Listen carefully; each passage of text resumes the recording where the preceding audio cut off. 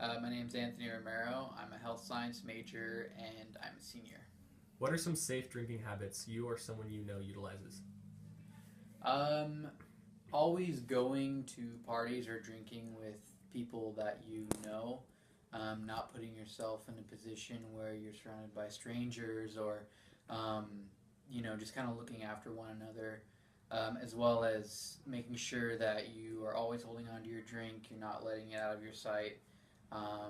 Yeah, it's kind of the basic Just being practices. aware of everything Yeah, going on right. around Being you, aware of especially your when you don't. surroundings is big because I feel like a lot of people, you go to a party, you don't know anyone there, you don't know who could be there or what could happen. So, because we're college kids and there are people that are underage, do you think that alcohol should be more strictly regulated to counter underage drinking? Yeah, I think regulations are always good, but they have to come with the help of students. So, the students, the faculty have to be on the same page. I don't think any sort of restrictions really work if the faculty is looking down on students. They should look to them for suggestions and they should work together in a sense. So, Mm-hmm.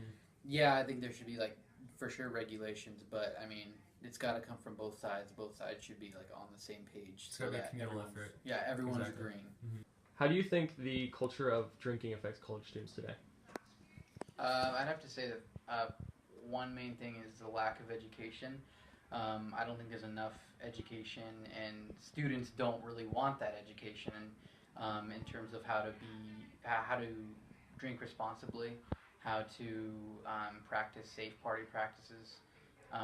Just there's that gap between trying to educate students and students don't really want to be educated because they, you know, maybe they're too cool to think, or maybe it's just not a cool thing right now. But there's just trying to bridge that gap between the faculty and the students and educating them on how they can be safe.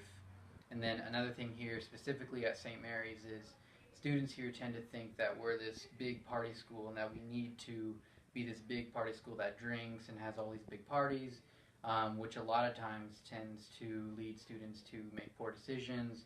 And so here, at least at St. Mary's, it's a small school, but people want to treat it like a big school because that's just the culture, because that's what they see in movies. And so maybe kind of trying to convince students, to realize that this is a small school. No, this is not a movie. This is not some party. This is, It's real life. these are your lives that you're Yeah. dealing with. So you got to take it seriously.